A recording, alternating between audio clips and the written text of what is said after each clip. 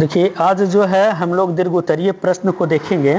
आप लोग के कहने पर जो है इस सीरीज को लाया गया है, तो आप लोग का भी कर्तव्य बनता है कि टोटल वीडियो को जो है आपको शुरू से लेकर अंत तक ले आपको देखना है। इसमें प्रश्न की संख्या रहने वाला 5 है, जिसमें अंतिम में जो है एक प्रश्न आप लोग के लिए होमवर्क भी आप लोग को लिए दिया गया है। तो सारे प्रश्न को आप शुरू से अंत तक देखिए। ये सब ऐसा प्रश्न है जो आपके 2026 बोर्ड परीक्षा में एकदम छपने वाला प्रश्न है। इससे जो है आप लोग का जरूर प्रश्न रहेगा। तो आप लोग क्या है कि आप लोग सारे प्रश्न को जो है शुरू से अंत तक ले देखिएगा। वीडियो में जो है आप लोग अंत तक बने हुए रहिएगा। आप लोग ऐसा करते हैं कि 1 मिनट वीडियो देखते हैं, उसके बाद फिर एस्केप कर देते हैं। तो ये सब बड़ी बात आप लोग को करना नहीं है। आप लोग को शुरू से अंत तक इस वीडियो में बने हुए रहना है। तो आइए जो है अब हम लोग बिना विलम्ब किए हुए अब हम लोग जो है वीडियो को स्टार्ट करते हैं। देखिए, इसका फर्स्ट प्रश्न क्या है। ये फर्स्ट प्रश्न जो है आप लोग का हाइट एंड डिस्टेंस का है। हाइट एंड डिस्टेंस का इसमें जो है ये प्रश्न आपको अधिकतर साल देखिएगा क्वेश्चन बैंक, तो उसमें जो है ये आपसे पूछा है। इसमें देखिएगा क्या है। फर्स्ट प्रश्न कहता है कि मीनार के आधार से और एक सरल रेखा में 4 मीटर और 9 मीटर की दूरी पर स्थित 2 बिंदुओं से मीनार के शिखर का उन्नयन कोण पूरक कोण है। तो सबसे पहली बात आपको हम समझा देना चाहते हैं कि 2 बात को आपको ध्यान रखना है। सबसे पहली बात होता है पूरक कोण क्या है, और दूसरा बात होता है संपूरक कोण। तो पूरक और संपूरक के मतलब आपको समझना कि 2 ऐसे कोण कि जिसका योगफल जो है 90 डिग्री हो। जिसका योगफल 90 डिग्री होगा उसको हम लोग पूरक कोण कहेंगे, और 2 ऐसे कोण जिसका योगफल यदि 180 डिग्री हो तो उसे हम लोग जो है संपूरक कोण कहेंगे। जैसे पूरक कोण का हम एग्जाम्पल आपको देते हैं कि यदि एक कोण को हम 60 माने तो दूसरा कोण कितना होगा, 30 होगा। उसी प्रकार से यदि हम एक कोण को 40 माने तो दूसरा कोण कितना होगा, 50 होगा, क्योंकि दोनों का योगफल हर हमेशा 90 डिग्री आना चाहिए। तो अंतिम एग्जाम्पल कि यदि हम एक को मानते हैं थीटा तो दूसरा कितना होगा, तो दूसरा आपको पता होना चाहिए। ये जब पहला को 60 माने तो 30 आप कैसे बोले हैं, तो 90 में आप 60 को माइनस करके बोले हैं। उसी प्रकार जब 40 बोले तो दूसरा को 50 आप कैसे बोले हैं, तो 90 में जो है आप माइनस करके बोले हैं। तो उसी प्रकार से जब एक कोण थीटा है तो इसको 90 में माइनस कीजिएगा तो ये कितना हो जाएगा, 90 डिग्री और माइनस थीटा होगा। यदि इसी प्रकार से एक कोण को हम x माने तो दूसरा जो है पूरक कोण क्या बन जाएगा आपका, 90 डिग्री और माइनस में कितना हो जाएगा, x हो जाएगा। तो ये जो है इस प्रश्न में आपसे केवल पूरक कोण की बात कहा है। तो अब आइए इस प्रश्न को अब हम लोग बनाते हैं। इस प्रश्न को हम लोग कैसे बनाएंगे, जो आइए देखिए। इसमें जो है सबसे पहले हम आपको जो है डायग्राम बता देते हैं कि इसमें जो है ये जो प्रश्न है ना 5 नंबर से 5 नंबर का आप लोग से पूछते रहता है। अधिकतर साल ये प्रश्न पूछा है। तो देखिए हम सबसे पहले क्या करते हैं कि एक डायग्राम इसका बनाते हैं। एक मीनार कहा है तो एक मीनार बना दिए हैं। अब बोला है कि क्या इसका 2 बिंदु पर, मान लीजिए एक बिंदु यहाँ है एक बिंदु यहाँ है, तो दोनों से इसके शीर्ष को मिला दीजिए। तो एक यहाँ मिला दिए और एक बिंदु यहाँ था तो इससे मिला दिए। इसका नामकरण कर दीजिए A, B, C और D। आपसे कहा है दोनों के कोण, एक कहा है कि 4 मीटर की दूरी पर है और दूसरा जो है ये है 9 मीटर की दूरी पर है, क्योंकि मीनार के जो है आधार से ही ये बोला गया है दूरी नापने के लिए। तो मीनार की दूरी से जब नापे हैं तो एक हुआ 4 मीटर है और दूसरा जो है ये कितना है, ये 9 मीटर है। लेकिन इसके कोण के बारे में आपसे कहता है कि कैसा कोण है, पूरक कोण है। और जब पूरक कोण कहा है तो हम आपको बताएं कि यदि इस कोण को हम थीटा माने तो बताइए दूसरा कोण कितना होगा, तो ये हो जाएगा 90 डिग्री और माइनस में कितना हो जाएगा, थीटा हो जाएगा। आपसे कह रहा है कि इस मीनार की ऊंचाई को आप सिद्ध करके दिखाइए कि 6 मीटर होता है। या तो कभी कल आपसे एग्जाम में पूछेगा कि मीनार की ऊंचाई ज्ञात कीजिए, आपसे इतना ही बात को पूछेगा। या तो कभी कल एग्जामिनर आपसे पूछ देगा कि सिद्ध कीजिए कि मीनार की ऊंचाई कितना होता है, 6 मीटर होता है। तो ये इस प्रश्न को देखते हैं। देखिए इसमें करना क्या है कि इसमें जो है ये त्रिभुज आपका बना है ना ABC, तो यदि हम इसमें बात करें कि इसका लंब का काम कितना करेगा तो ये H काम करेगा, आधार का काम कितना करेगा तो ये BC काम करेगा, और ये आपका कर्ण का काम करता है AC। तो हमको ये H निकालना है। तो कौन से फार्मूला साइन कॉस टैन आप तीनों का पढ़े होंगे कि इसमें चलिए ये H की जगह जो है ना हम आपको इसको P बना देते हैं, H की जगह P, तो आपको बेहतरीन ढंग से समझ में आएगा। चलिए इसको हम P बना दिए हैं। अब बताइए कौन से आप फार्मूला पढ़ें साइन कॉस टैन जिसमें पी और बी आता है। तो आप कहिएगा कि सर हम लोग जो है tan थीटा बराबर पढ़े हैं, tan थीटा बराबर क्या पढ़े हैं, तो ये हम लोग पढ़े हैं लंब और बटे में क्या पढ़े हैं, तो आधार पढ़े हैं। लंब और आधार को ही हम लोग क्या लिख सकते हैं, इसी को लिख सकते हैं P और बटे में कितना B, लेकिन इसका थीटा की जगह कितना रखना है, तो थीटा ही रखेंगे, tan थीटा ही रखेंगे। और P की जगह कितना है, P है तो P ही रखेंगे। और B बोला गया तो B की जगह कितना है, 4 है, तो ये 4 रख दीजिए। ये हो गया आपका समीकरण 1 हो गया। अब हम इसके आगे इसको हम लोग हल नहीं कर सकते हैं। अब आइए जो है हम लोग पुनः इसका जो है ये त्रिभुज जो बना है इसमें हम लोग चलेंगे ABD में। तो आइए त्रिभुज जो है अब हम लोग फिर से चलते हैं पुनः त्रिभुज ABD में। देखिए जब इस तरीका का प्रश्न आपसे एग्जाम में पूछा जाएगा तो ये बात को आप जरूर इंडिकेट कर दीजिएगा। आप यहाँ 2-3 लाइन लिख दीजिएगा कि माना कि AB मीनार की ऊंचाई है, BC से आधार की BC उसकी पहला आधार बिंदु है, दूसरा आधार बिंदु BD है, इसका जो है कोण पहला कोण जो है थीटा है, दूसरा कोण कितना है 90 डिग्री माइनस थीटा है। इतने बात को आप केवल इंडिकेट कर दीजिएगा। चलिए ABD में चलते हैं। तो उसके लिए लंब का काम कितना करेगा, तो P करेगा, आधार का काम कितना करेगा, तो 9 करेगा। तो आइए इसके लिए भी tan थीटा का ही प्रयोग कीजिए, लेकिन देखिए इसके थीटा का जगह कितना आपको रखना पड़ेगा, तो 90 डिग्री और माइनस में कितना रखना पड़ेगा, थीटा, और P के जगह P ही रखेंगे, लेकिन B की जगह कितना हो जाएगा, 9। तो आप याद कीजिए कि ये जो है 10th क्लास में आप पढ़े हैं formula, tan 90 degree minus theta बराबर क्या होता है, तो आप लोग पढ़े हैं कि sir tan 90 degree minus theta बराबर क्या होता है, तो ये होता है कॉट थीटा। तो लिख दीजिए कॉट थीटा बराबर में कितना हो गया, P/9। अच्छा देखिए समीकरण फर्स्ट जो है आपका tan थीटा बराबर कितना है, P/4 है। दूसरा जो है ये कॉट थीटा, तो कॉट थीटा की जगह हम tan थीटा लिख सकते हैं, tan थीटा ही लिख देते हैं क्योंकि कॉट का उल्टा होता है tan थीटा। तो इधर जो है इसके मान को भी उलट दीजिए, तो ये कितना हो जाएगा 9 बटे में कितना हो जाएगा P। ये आपका क्या हो गया, समीकरण सेकेंड। अब जब समीकरण फर्स्ट और सेकेंड से देखिएगा तो समीकरण फर्स्ट और सेकेंड का क्या है कि दोनों का जो है बायां पक्ष इक्वल है। समीकरण 1 और 2 से, समीकरण जब 1 और 2 से चलिएगा तो देखिए इसमें क्या है कि इसका जो है बायां पक्ष में tan थीटा, तो इसके भी बायां पक्ष में क्या है, tan थीटा। तो हम लोग समीकरण के नियम से जानते हैं कि जब एक तरफ बराबर होगा तो दूसरा तरफ भी खुद बराबर हो जाता है। तो इधर जब tan थीटा बराबर है, इसका मतलब इधर जो आपका P/4 है और इधर 9/P है, ये भी क्या होगा आपका बराबर होगा। तो P/4 और इक्वल में कर दीजिए 9 बटे में कितना, P। अब आप जानते हैं ये कैचिया गुना करने के लिए, तो कैचिया गुना कर दीजिए। P को P से करेंगे P², 9 को 4 से करेंगे तो ये कितना हो जाएगा 36। अब ये स्क्वायर हटेगा तो ये इधर कितना जाएगा, रूट जाएगा। 36 का रूट आप लोग पढ़े हैं कि सर +-6 होता है, लेकिन हमको केवल प्लस वाले लेकर चलना है क्योंकि ऊंचाई जो है कभी माइनस में नहीं होता है। और ये बात जो है आपसे जो है सिद्ध करने के लिए कह रहा था। तो यहाँ पर आप फाइनली लिख सकते हैं कि अतः मीनार की ऊंचाई कितना हुआ, अतः मीनार की ऊंचाई 6 मीटर, अब लिख दीजिएगा नीचे, साबित हुआ। और यही बात को आप देखिएगा प्रश्न में, तो वही बात को आपसे कह रहा था कि सिद्ध करें मीनार की ऊंचाई कितना है 6 मीटर। और देखिए हम लोग जब इसको हल किए तो आसानी से हम लोग ला दिए हैं 6 मीटर। ये प्रश्न आपको जो है अधिकतर साल ये प्रश्न पूछा है, और ये एग्जामिनर जब भी पूछता है तो ये 5 नंबर का पूछता है। तो आप लोग बस सारे प्रश्न को केवल शुरू से अंत तक ले आप देखिए, सभी प्रश्न आप लोग के दिमाग में जो है फिट हो जाएगा। तो बशर्ते आप लोग जो है शुरू से अंत तक बने हुए रहिए। तो चलिए फर्स्ट प्रश्न तो क्लियर हुआ।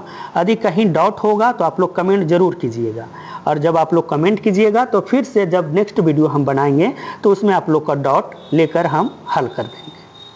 आइए प्रश्न संख्या 2 देखते हैं। प्रश्न संख्या 2 देखिए, ये सांख्यिकी का है।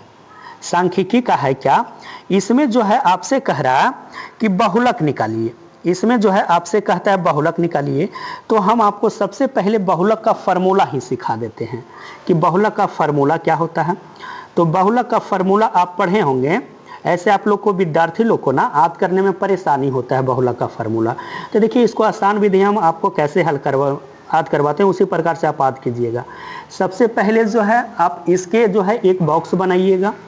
बॉक्स के आगे में एल जो है प्लस में लिखना है और इसके जो पीछे होगा ये गुना एच में कर दीजिएगा।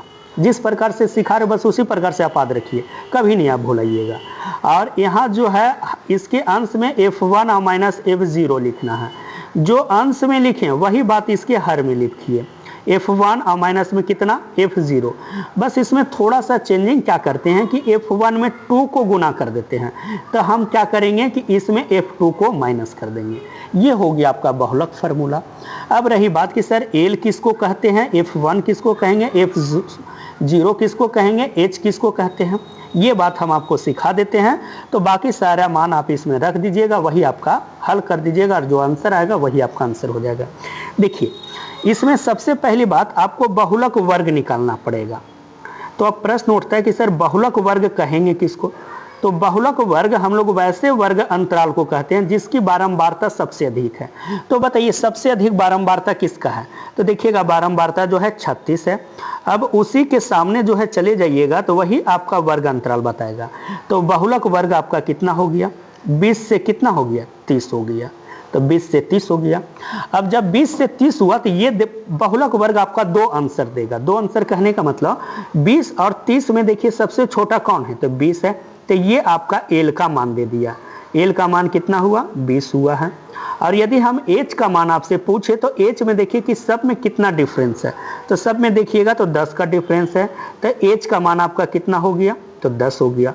अब इसमें एक बात और देखना है कि जो आपका बहुलक वर्ग जो निकाले हैं जिसकी बारंबारता सबसे अधिक है उसी को F1 माना जाता है, उसी को F1 मानते हैं। तो आप लोग ये भी बात जानते हैं कि 1 के पहले क्या आता है, तो 0 आता है। तो ये आपका क्या हो गया, F0 हो गया। और 1 के बाद क्या आता है, तो 1 के बाद आता है 2 आता है। तो ये आपका क्या हो गया, F2 हो गया। अब देखिए आपसे जो है जितना मान आपसे पूछा जा रहा था सारा बात आपका निकल गया। देखिए F0 का मान कितना हुआ, 16 हुआ। F1 का मान कितना हुआ, तो ये 36 हुआ। और यदि आपसे पूछा जाए कि F2 का मान कितना हुआ, तो ये 34 हुआ। अब देखिए आपसे पूछ रहा था एल, तो एल के जगह आप 20 रख सकते हैं। पूछ रहा था एच, तो एच के जगह आप 10 रख सकते हैं। F1 और F0, तो देखिए F1 F0 का भी मान पता है। F2 पूछ रहा था तो F2 का भी मान है। तो अब आइए इसको जो है हम लोग पूरा हल करते हैं।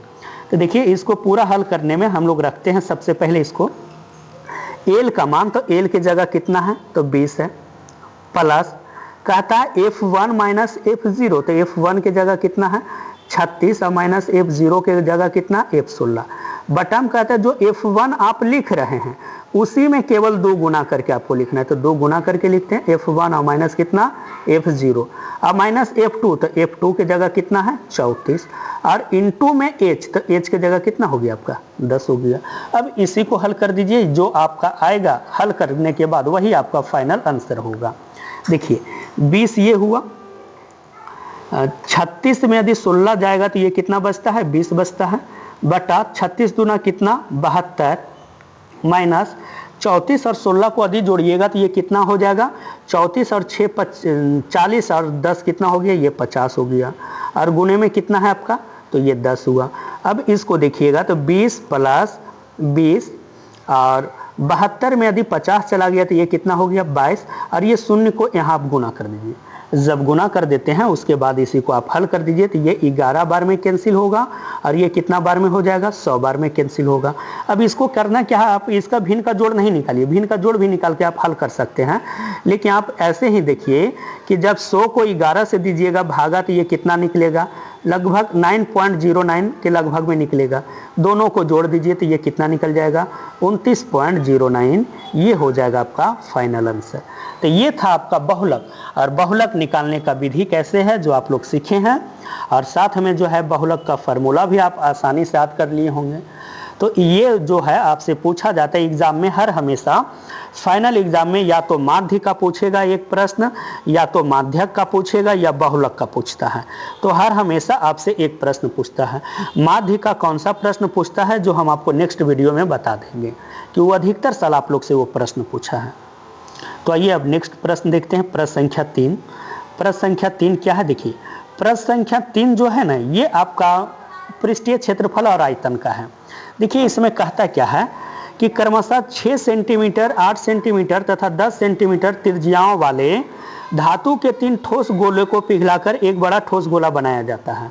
इस गोले की त्रिज्या ज्ञात कीजिए। देखिए अब हम इसको आपको थोड़ा सा फिगर से समझाते हैं। 3 गो गोला को हम इसको रख लेते हैं। 3 गो गोला इसमें मान लेते हैं कि मानिए ये फर्स्ट गोला है, ये मानिए थोड़ा सा उससे बड़ा है, ये थोड़ा उससे बड़ा है, और तीनों को जोड़कर एक बड़ा सा बना दिया गया है, जिसमें से आपसे कहता है तीनों की त्रिज्या आपको दे दिया गया है। तीनों की जो है आपसे त्रिज्या दे दिया गया। देखिए फर्स्ट गोले की त्रिज्या आपको कहता है कि 6 सेंटीमीटर है, सेकेंड गोले की त्रिज्या कहता है 8 सेंटीमीटर है, थर्ड गोले की त्रिज्या आपसे कहता है कि 10 सेंटीमीटर है, और कह रहा है कि जब ये तीनों गोलों को जोड़ते हैं, जोड़ने पर जो एक नया गोला बनता है, इस गोला की त्रिज्या बताइए। लेकिन इस तरीका के प्रश्न में एक बात को केवल आपको ध्यान रखना है, इसमें ध्यान क्या रखना है कि आपको केवल एक बात को ध्यान रखना कि उसमें पिघलाकर वर्ड जरूर रहेगा। जब पिघलाकर वर्ड यदि दिया हुआ रहे कहीं भी, तो उसमें आपको करना क्या है कि हर हमेशा आपको आयतन को बराबर कर देना है। उस तरीका के प्रश्न में जिसमें पिघलाकर दिया हुआ रहे तो उसमें हर हमेशा आयतन बराबर आपको कर देना है। तो देखिए आप लोग को अब हम इसको बनाने स्टार्ट करते हैं। तो आप लोग जानते हैं कि गोला का आयतन क्या पढ़े हैं। देखिए गोला का तो आयतन क्या पढ़े हैं, जो सबसे पहले इस बात को जानते हैं तो निकालिए। 3 गोला था तो पहला गोला का आयतन निकालते हैं। पहला गोला का आयतन, तो पहला गोला का आयतन यदि हम निकाले तो पहला गोला का आयतन बराबर हम लोग क्या जानते हैं, तो जानते हैं कि सर होता है 4/3 और पाई आर क्यू होता है, ये गोला का आयतन होता है। लेकिन ये 4/3 और पाई, लेकिन फर्स्ट त्रिज्या आपको कितना दे दिया गया, तो 6 का क्यू, तो यहाँ 6 का क्यू कर दीजिए। नेक्स्ट प्रश्न जो है कहता है दूसरा गोला, तो दूसरा गोला का भी आप निकाल दीजिए। दूसरा गोला का आयतन आप निकाल दीजिए, तो इसका भी क्या होता है 4/3 और पाई आर क्यू होता है। लेकिन इसके आर के जगह कितना है, तो इसके जगह जो है आपका 8 है, तो यहाँ 8 का क्यू कर दीजिए। नेक्स्ट प्रश्न है नेक्स्ट गोला जो है आपका कहता है तीसरा गोला, तो तीसरा गोला में देखिएगा तो ये कितना, इसका भी होगा 4/3 पाई आर क्यू, लेकिन इसका जो है आर के जगह आपको कितना रखना पड़ेगा, 10 का क्यू, तो 10 का क्यू कर दीजिए। और जो आप नया गोला निकाले हैं उस नया गोले के आयतन निकालिए। नया गोला का आयतन, अब जब नया गोला का आयतन निकालते हैं तो देखिए उसके जगह पर हम लोग जो है उसकी त्रिज्या को हम लोग कितना मान रखे हैं, तो कैपिटल आर माने, तो इसके जगह पर रहने दीजिए 4/3 पाई आर क्यू। देखिए इसके जगह पर हम लोग कैपिटल आर माने थे तो रहने दीजिए। अब इसको पिघलाने की बात हुआ, पिघलाने कहने का मतलब तीनों को आपको जोड़ देना है, तो ये तीनों को जो है अब हम लोग प्लस करते हैं। प्लस करते हैं तो देखिए क्या होगा, फर्स्ट गोला का क्या होगा 4/3 पाई आर क्यू, तो पाई आर क्यू के जगह कितना 6 का क्यू, प्लस कितना है 4/3 और इसके जगह कितना होगा 8 का क्यू, प्लस कितना होगा 4/3 और इसके जगह कितना होगा 10 का क्यू। तो तीनों गोले के आयतन को करते क्या है, हम लोग प्लस कर दिए, और जो नया गोला का आयतन है उसको इक्वल में कर दीजिए 4/3 और पाई आर क्यू, तो 4/3 पाई आर क्यू कर दीजिए। अब इसको हल करने के लिए आपको करना क्या है कि सबका क्यू आपको नहीं निकालना है, आप केवल 4/3 पाई मिल रहा है तो 4/3 पाई ले लीजिए कॉमन, और 6 का क्यू आप जानते हैं कि ये होता कितना है 216, 8 का क्यू कितना होता है तो ये 512, ये 10 का क्यू कितना होता है तो ये होगा 1000, और इक्वल में कितना है 4/3 पाई आर क्यू होता है। तो 4/3 पाई से 4/3 पाई को कैंसिल कर दीजिए, और बाकी क्या है ये टोटल को आप जोड़ दीजिए। इधर जो है आपका बच गया आर क्यू, और जब टोटल को आप प्लस कीजिएगा तो ये कितना हो जाएगा 1728 हो जाएगा। अब जब इधर से क्यू हटता है तो जानते हैं कि इधर जो है घनमूल आ जाता है, तो 1728 का आप जानते हैं कि 1728 का कितना होता है घन, तो ये होता है 12। तो कहने का मतलब आपका जो नया गोला की त्रिज्या है, नया गोला की त्रिज्या कितना हो गया है, तो नया गोला की त्रिज्या आप लिख दीजिए कि नया गोला की त्रिज्या आपका कितना निकल गया, तो ये निकल गया 12 नया गोला की त्रिज्या। तो नया गोला की आप त्रिज्या को लिख दीजिएगा तो ये कितना निकल जाएगा 12 मीटर। यदि मीटर में दिया होगा तो मीटर में लिखिए, अन्यथा सेंटीमीटर में दिया है तो सेंटीमीटर में लिखिए। देखिए सेंटीमीटर में दिया गया था तो आप यहाँ पर जो है सेंटीमीटर में ही लिख दीजिए 12 सेंटीमीटर। तो ये था आपका तीसरा प्रश्न था। अब आप लोग को कैसा लगता है आप लोग ज़रूर कमेंट कीजिए, और आप लोग जो है शुरू से अंत तक वीडियो को देखिए। आप लोग जो है वीडियो को शुरू से अंत तक आप लोग देखते नहीं हैं। आइए प्रश्न संख्या 4 देखिए, ग्राफ से भी कितना विद्यार्थी को डर लगता है कि सर ग्राफ कैसे बनेगा। और आप लोग जानते हैं कि आप लोग के एग्जाम में बिहार बोर्ड में ये 5 नंबर जो है फिक्स रहता है ग्राफ से संबंधित। 5 नंबर केवल ग्राफ से ही संबंधित नहीं, जितना प्रश्न हम आपको बता रहे हैं सभी प्रश्न आपके एग्जाम के लिए, फाइनल एग्जाम के लिए अति महत्वपूर्ण है। तो आइए प्रश्न संख्या 4 को भी देख लेते हैं। इस प्रश्न को कहता है क्या है, आपसे कहता है कि ग्राफीय विधि से हल करें। तो ग्राफीय विधि से हल करने के लिए आपको करना क्या है कि जो आपको समीकरण दिया गया है उस समीकरण को बारीकी से आप केवल हल कर दीजिए। देखिए जो समीकरण फर्स्ट है उस समीकरण को आप हल कर दीजिए। ये समीकरण 1 है तो समीकरण 1 को मान लीजिए और समीकरण 1 को आप सबसे पहले हल कर दीजिए। हल करने का तरीका होगा या x को अकेले छोड़िए या तो y को अकेले छोड़िए। अकेले कहने का मतलब क्या है, देखिए अभी हम बताते हैं। जैसे ये 6 है, ये प्लस है तो इधर आके क्या हो गया, ये -3y। अकेले कहने का मतलब देखिए ये x जो है अकेले हो गया। यदि x के बगल में 2 होता तो इसके बटे में भेजते, लेकिन x के बगल में जो है 2 नहीं था तो 2 नहीं भेजे हैं। तो इसी प्रकार से अब इसको हल करने के बाद क्या करना है, आपको 3 बॉक्स बना देना है। 3 बॉक्स कहने का मतलब तीनों में लिखना क्या है जो हम आपको बता देते हैं। तीनों बॉक्स में एक में आपको x लिखना है, एक में y लिखना है और जो तीसरा होगा उसमें x y दोनों लिखिएगा। अब x y रहे बात, अधिकतर विद्यार्थी क्या करते हैं यही कंफ्यूज हो जाता है। तो कंफ्यूज आपको यहाँ नहीं होना है। y की जगह आप कुछ भी मान को रखिए, बटा में तो है नहीं कि आपको डर लगेगा कि सर कैंसिल नहीं हो रहा है। तो y की जगह जो हम सबसे पहले शून्य रखते हैं। तो जब शून्य रखेंगे तो 3 में शून्य को गुना करेंगे तो शून्य होगा और 6 में शून्य जाएगा तो ये कितना होगा, तो 6 हो गया। अब यहाँ सम्मिलित करके लिखिए x का मान पहले, तो 6 और कॉमा कितना होगा, शून्य होगा। एक प्रश्न, एक बात को और यहाँ रखिए, कोई भी अंक को y के जगह पर जो है हम लोग 1 को रख सकते हैं। आप इसके मान को 0 से लेकर आप लोग 9 तक ले रख सकते हैं और नहीं तो -1 -2 -9 तक ले कुछ भी आप रख सकते हैं। अब y के जगह हम 1 को रखे तो 6 में 3 गया तो ये कितना बचा, 3 बच गया। तो ये कितना हो गया, 3 और कॉमा कितना हो गया, y 1 हो गया। तो ये समीकरण फर्स्ट को अब हम लोग हल कर दिए। अब आइए इसी प्रकार से जो है आपको समीकरण सेकेंड को भी हल करना है। तो देखिए समीकरण सेकेंड में आपको कुछ जो है, जो बात आपका डॉट लग रहा है उस बात को आपको जो है ना दूर हो जाएगा। देखिए सेकेंड में कहता है क्या है, 2x - 4y = 12। तो इसमें देखिएगा x को हम अकेले छोड़ते हैं तो 2x पहले आएगा, तो ये 12 प्लस में कितना होगा, 4y। x है गुना में तो इधर जाके ये क्या बन जाएगा, तो ये बन जाएगा भागा में। 12 + 4y बटे में कितना हो जाएगा, 2 हो जाएगा। अब देखिए x का कहने का मतलब x के बगल में 2 था तो 2 को अकेले छोड़े हैं ना। इसी प्रकार से अब इसके मान को आप रखिए, y की जगह आप कुछ भी मान को रखिए। इसके लिए भी आप 2 बॉक्स बना लीजिए, इसके लिए भी 3 बॉक्स आप लोग बना लीजिए। 3 बॉक्स में आप जो है तीनों का मान को आप रख दीजिए। एक में x रखिए, एक में y रखिए और एक में x, y रखिए। y की जगह आप कुछ भी संख्या को रखते हैं तो y की जगह हम 0 को रख दिए, तो 4 को 0 में गुना करेंगे तो 0 ही होगा और ये 12 को 0 से प्लस करेंगे तो 12 ही होगा। अब ये 2 से कैंसिल हो जाएगा तो ये कितना बार में होगा, 6 बार में। तो ये कितना हो गया, 6,0। अब और यदि आप यहाँ 1 रखिएगा तो 12 4 कितना होगा, 16 और 2 से कैंसिल कीजिएगा तो 8। तो आप ग्राफ खींचिएगा ना तो उसमें आपको लंबा चला जाएगा, तो इसी कारण से थोड़ा कम रखिए। तो y की जगह हम रखते हैं -1, तो 12 में यदि -4 चला गया तो 8 हुआ और 2 को कैंसिल कर देंगे तो ये कितना बच जाएगा, 4। तो ये 4 और कॉमा कितना हो गया, -1 हो गया। अब आइए हम आपको जो है कितना विद्यार्थी जो है यहाँ तक ले हल कर लेते हैं। अब उसके बाद क्या होता है कि विद्यार्थी लोग को ग्राफ खींचने में परेशानी होता है। तो आइए देखिए अब हम आपको फाइनली ग्राफ खींचने के लिए सिखाते हैं। ग्राफ खींचने में आपको करना क्या है कि 2 गो लाइन को आपको सीधा खींचना है। इसको x अक्ष मानना है, इसको y अक्ष मानना है। जहाँ x अक्ष y अक्ष कट करता है ये हो गया आपका मूल बिंदु हो गया है।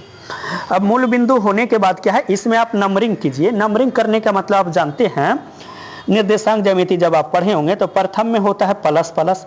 तो इधर जो भी होगा x अक्ष का सब आपका प्लस होगा। तो इसमें देख लीजिएगा कि अधिकतम मान कहाँ तक ले, 6 तक ले, तो 6 तक ले ही आप काउंट कीजिए। 2 3 4 5 और चलिए यहाँ हम आपको बना दिए हैं 6। अब उसी प्रकार से जो है इसमें आपको 6 तक ले काउंट करना है। 1 2 3 4 5 और 6। इधर भी आ जाइए, 6 तक ले काउंट कर दीजिए। और लेकिन एक बात को ध्यान रखना है, यदि मूल बिंदु के बाएं साइड में जाएंगे तो उधर जो भी होगा आपका माइनस होगा, 4, 5 और 6। उसी प्रकार से एक अक्ष के यदि हम नीचे की तरफ बढ़ेंगे तो ये भी क्या होगा, आपका माइनस होगा। ये देखिए, इसमें बस एक बात को आपको ध्यान रखिएगा ना, तो कभी कन्फ्यूज़न नहीं होइएगा। कन्फ्यूज़न कहने का मतलब क्या है कि प्रथम चतुर्थांश आप जानते हैं कि प्रथम में क्या होता है, प्लस प्लस, तो ये हो दोनों जो होगा आपका प्लस प्लस। और इसमें जो है तृतीय में आप जानते हैं कि क्या होता है, माइनस माइनस, तो कहने का मतलब ये दोनों का दोनों क्या होगा, माइनस माइनस। अब देखिए इसके बाद अब हम हल करते हैं। कितना विद्यार्थी को इसके बाद परेशानी होता है, तो देखिए आपको करना क्या है, इसमें देखना है, पहले समीकरण 1 को हल कीजिए। x का मान 6 है और y का मान कितना है, 0 है। तो जो संख्या जिसका मान दिया गया वहीं पर आपको थोड़ा सा गोल कर देना है, तो यहीं पर आप गोल कर दीजिए। तो ये आपका बन गया किसका, 6,0 का, तो बगल में आप लिख दीजिए ये 6,0 का हुआ।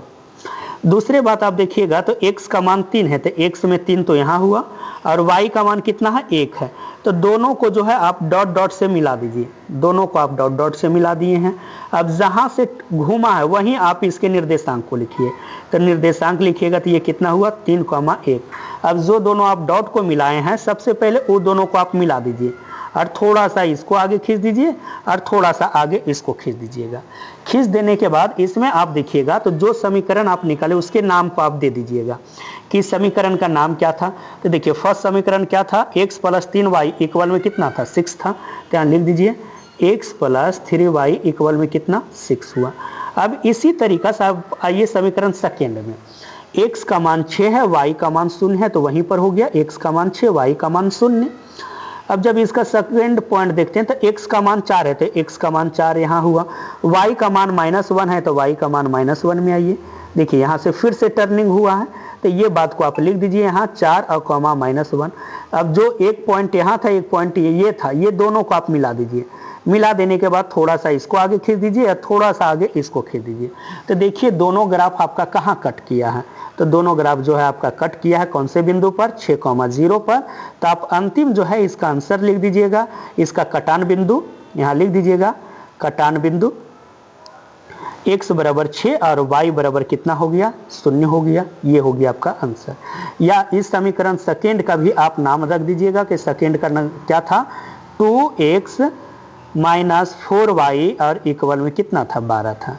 ये ऐसा प्रश्न है जो आपको अधिकतर साल 5 से 6 साल ये प्रश्न आपसे पूछा है, तो ये बात को आपको ध्यान रखना है।